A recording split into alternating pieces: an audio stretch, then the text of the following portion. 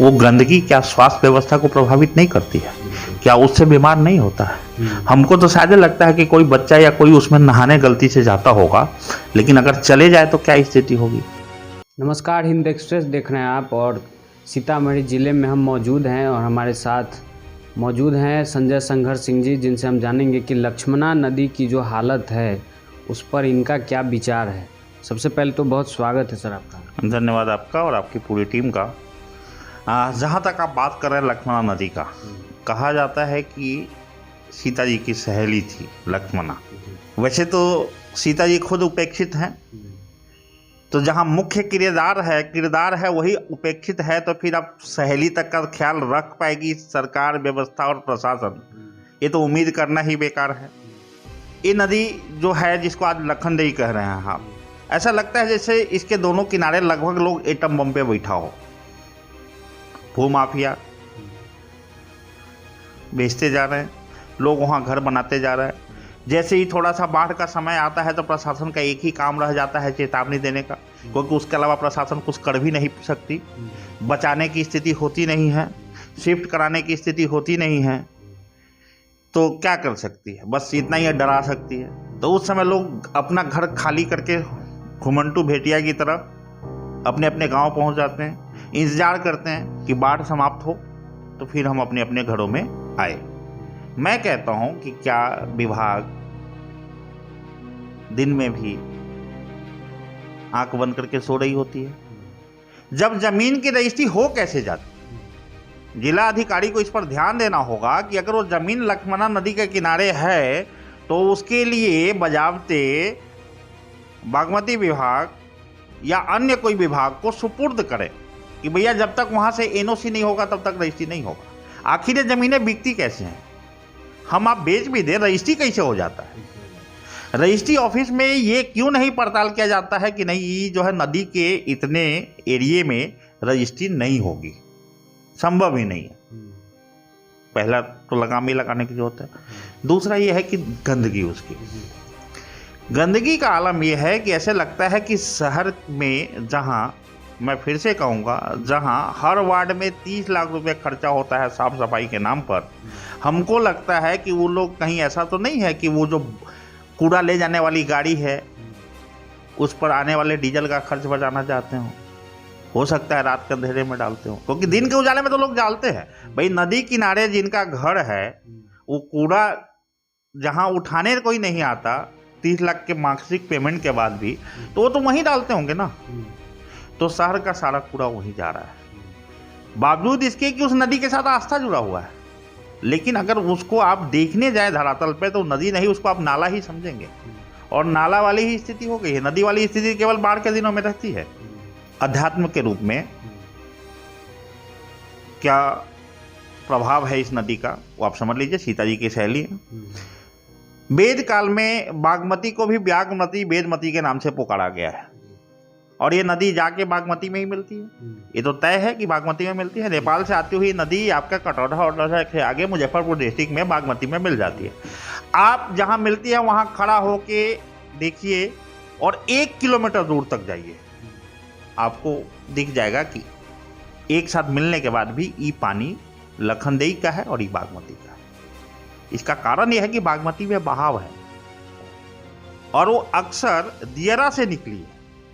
गांव के पीछे जो सरेह होता है ना, वहां से निकला है और इस शहर से निकला है। तो सरेह में कोई कूड़ा फेंकने नहीं जाता है, लेकिन शहर में है तो बीच में उसमें कूड़ा डालता है। इसका पानी का कलर जो है वो मिलने के बाद भी अलग अलग बहुत दूर तक जाता है। जब आप देखेंगे तो उस नदी में, बागमती में, आपको दिख जाएगा कि ये वाला पानी आपके लक्ष्मणा नदी का है, लखनदेई का है, और ये वाला जो है पानी बागमती का है। तो हमारा केवल इतना कहना है कि जहां सीता के नाम पर, उनकी सहेली के नाम पर नहीं भी कुछ कर सकते हैं, तो स्वास्थ्य के नाम पे तो होना चाहिए ना। वो गंदगी क्या स्वास्थ्य व्यवस्था को प्रभावित नहीं करती है? क्या उससे बीमार नहीं होता है? हमको तो शायद लगता है कि कोई बच्चा या कोई उसमें नहाने गलती से जाता होगा, लेकिन अगर चले जाए तो क्या स्थिति होगी? नहाने नहीं भी जाए, मवेशी भी अगर उसका पानी पी ले तो क्या स्थिति होगी? देखिए, कीटाणु, विषाणु और जीवाणु ट्रांसफर होने वाली चीज़ है। आप ऐसा सोचिएगा कि जो सामने दिखता है वही गंदगी है, ऐसा नहीं है। एक भैंस अगर वहाँ पानी पी के आती है तो उसके दूध तक में जीवाणु, कीटाणु और विषाणु का प्रभाव हो सकता है। एक जानवर उससे नहा के आता है तो उसके माध्यम से भी दूध, दही के माध्यम से आप तक सारी चीज़ें पहुंचती हैं। और ख़ास करके वो जो दवा है, वो जो गंदगी है, ठीक है, मुझे नहीं लगता कि अगर कहीं और ऐसा होता, एक नाला भी इससे ज़्यादा व्यवस्थित रहता है। दोनों तरफ जब तक तटबंध नहीं बनाए जाएंगे, कम से कम शहर क्षेत्र में ढाल कर दोनों तरफ तटबंध बनाना, तुरंत प्रभाव से जिला प्रशासन द्वारा रजिस्ट्री पर रोक लगाना और सफाई की समुचित व्यवस्था कराना, ये 3 प्राथमिकताएं हैं जिसको अति शीघ्र किया जाना चाहिए। हमारे एक मित्र हैं शशि शेखर, जो कई बार अनशन पे बैठे, कुछ साफ सफाई का प्रारंभ भी होता है तो उनके माध्यम से होता है, और फिर अब उनकी भी एक उम्र हुई, पटना रहते हैं, जब भी यहाँ आते हैं वो लक्ष्मणा नदी को लेकर बेचैन रहते हैं। लेकिन ऐसा अब कब तक चलेगा कि कोई अनशन में बैठे 16 दिन, 17 दिन, 15 दिन, तब नदी की सफाई का ध्यान सत्ता, सरकार और प्रशासन को आएगा? तो ये तो ठीक नहीं। लक्ष्मणा नदी इस बार आपको और बता दें, जब अयोध्या से बारात आती है, हम लोग जानबूझ के इस बार वहां तक पहुंचाने का प्रयास किए थे कि कुछ तो जिला प्रशासन शर्मिंदा हो, कुछ तो सत्ता और व्यवस्था शर्मिंदा हो कि अब अयोध्या की बारात भी यहाँ आने लगी है, अब तो साफ सफाई की व्यवस्था होनी चाहिए। उसका सौंदर्यीकरण अगर कर दिया जाए, लोग झील देखने जाता है, नदी देखने जाता है, टूरिस्ट पर्यटक पैलेस जितने भी देख लीजिए, ये शायद ही ऐसा एक धार्मिक स्थल है सीता जी के जन्मभूमि में जहाँ पे नदी है तो इतनी गंदी। अगर आप जानकी सर्किट में यहाँ पे अगर आपको नदी दिखाना हो तो कौन सा नदी दिखाएं?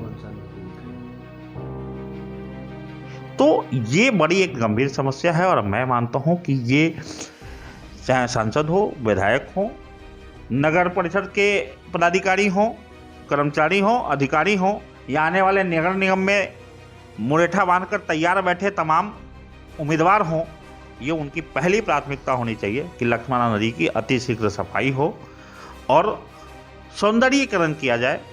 पहले उसको 2 बांधों में बांध दिया जाए, मतलब ढाल कर दोनों तरफ से, ताकि जगह फिक्स हो। और हम तो कहते हैं उसकी बाउंड्री कराओ, मतलब चाहे आप कटीली तार से ही कराओ, उससे 2 चीज़ होगा। एक तो जानवर जाके उसमें गंदगी नहीं फैलाएगा, दूसरा क्या होगा कि उस जगह चिन्हित हो जाएगा कि उसके अंदर कोई खरीदेगा नहीं। अभी तो दलाल लेके जाते हैं ब्रोकर, आप जमीन खरीदना हो तो थोड़ा सस्ता का लालच देके आपको खरीदवा देते और कहते हैं ये तो हमार जमीन है, नदी चल के आगे। वो लोग मानते ही नहीं कि जमीन नदी का है।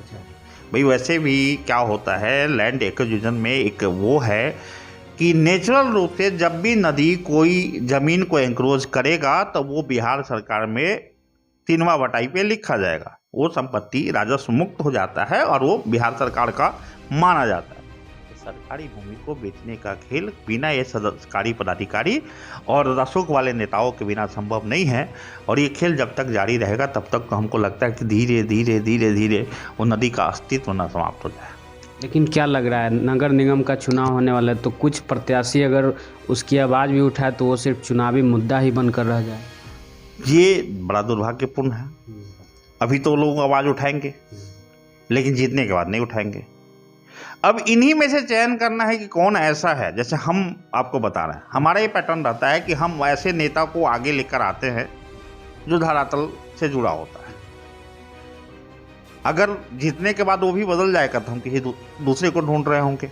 कुल मिलाकर हमें ये देखना है कि भाई ऐसे लोग को तो कम से कम लेकर आना है निगम में मेयर के रूप में, जो कम से कम संवेदनाओं से भरा हो, जो बहुत निचली स्तर से यहाँ तक पहुँचा हो, हवाई नहीं हो, धरातल से जुड़ा हो। फिर भी इंसान का खराब होते समय नहीं लगता। अच्छा बनने के लिए, विवेकानंद बनने के लिए बहुत लंबा समय चाहिए होता है, दयानंद सरस्वती बनने के लिए बहुत लंबा समय चाहिए होता है, लेकिन भ्रष्टाचारी बनने के लिए कोई समय नहीं चाहिए होता है। ये संभव है कि हम जिसको बहुत बढ़िया समझ के चुनेंगे वो भी कल को खराब हो सकता है। तो हम तो यही मानते हैं कि फिर हमारी तलाश दूसरी होगी, हम किसी दूसरे की तलाश कर रहे होंगे।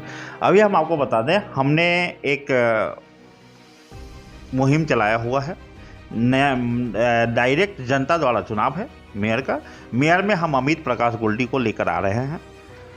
इसके पीछे हमारा लॉजिक ये है कि व्यापारी रूप से, व्यवसायिक रूप से पहले से संपन्न है, अपने कार्यों में लगा हुआ है, ठीक है, पेट खाली नहीं है, क्योंकि खाली पेट का कोई व्यक्ति बैठेगा या हवाई नेता बैठेगा तो फिर वही बात होगी कि कोई जन कल्याण की जगह जो है कोई मन कल्याण को पेमेंट कर दिया जाएगा करोड़ों में। हम जनता से अपील भी करते हैं कि पूर्व के अनुभवों को देखते हुए इस बार कुछ बेहतर करना है। हाँ, चुनने के बाद अगर कोई गड़बड़ हो जाएगा तो हम लोग कुर्सी से बिठा सकते हैं, तो उतार भी सकते हैं, लेकिन प्रयास तो करना होगा। इस बार हम उम्मीद करते हैं कुछ बेहतर होगा, क्योंकि जनता सीधे चुनेगी। अभी पार्षद लोग खरीद बिक्री करके अध्यक्ष बनाता था तो फिर अपना अपना हिस्सा लेके सब चुप हो जाता था, और मैं तो मानता हूँ कि तमाम लोगों की मिली भगत है तभी यह हालत है। नहीं तो सीतामढ़ी सीता की जन्मभूमि है, हमको नहीं लगता कि इसकी हालत ये होनी चाहिए और ये रहती है। चिंता इस बात की है कि हम जैसे लोग कुछ अपनी आवाज़ उठाकर बेहतर कर सकते हैं तो क्यों ना करें, क्योंकि नहीं करेंगे तो उनसे ज़्यादा दोषी हम हैं। वो तो नेता है, वो तो लूटने के लिए है, वो तो कमाने के लिए आए हैं। लेकिन अगर हम जैसे सामाजिक लोग भी चुप भी हो जाए, मौन भी हो जाए, तो हमको लगता है उससे ज़्यादा दोषी हम लोग। और मैं आह्वान करता हूं सीतामढ़ी नगर निगम क्षेत्र के तमाम ऐसे सामाजिक संगठन, समाज सेवियों का, कि भैया चुनाव के बाद खराब है करके चिल्लाने से कुछ नहीं होगा। जैसे आज हम धरना में बैठे हैं तो मन का संतुष्टि देना है, हम कुछ नहीं कर पाएंगे, हम केवल शोर मचा पाएंगे। लेकिन आने वाली व्यवस्था को चुने जाने से पहले अगर हम शोर मचाएंगे तो शायद हम जनता को एक बेहतर राह दे पाएंगे, एक बेहतर उम्मीदवार दे पाएंगे। तो मेरा ये मानना है कि अब ये समय जो है ये चुप रहने का नहीं है, चुनाव से पहले शोर मचना चाहिए, ताकि उसमें छवि उभर कर आए, कोई बढ़िया चुना जाए। चुने जाने के बाद तो धरना मजबूरी है। जी, चलिए, बहुत धन्यवाद, थैंक यू। तो ये थे संजय संघर्ष सिंह जी, जिन्होंने लखनदेई नदी के बारे में बताया कि किस प्रकार से उसका जो है सौंदर्यीकरण नहीं हो पा रहा है और आगे किस प्रकार से कार्य करना है, क्योंकि लोगों की जो है लोग धरना देने की नौबत हो जाती है। कल भी लोगों ने धरना दिया था नगर निगम में व्यापक भ्रष्टाचार के लिए, तो लग रहा है कि फिर लक्ष्मणा नदी के लिए भी धरने की ही नौबत है। फिलहाल आप हिंद एक्सप्रेस देख रहे थे, सहयोगी सत्यम के साथ मैं सौरभ। धन्यवाद।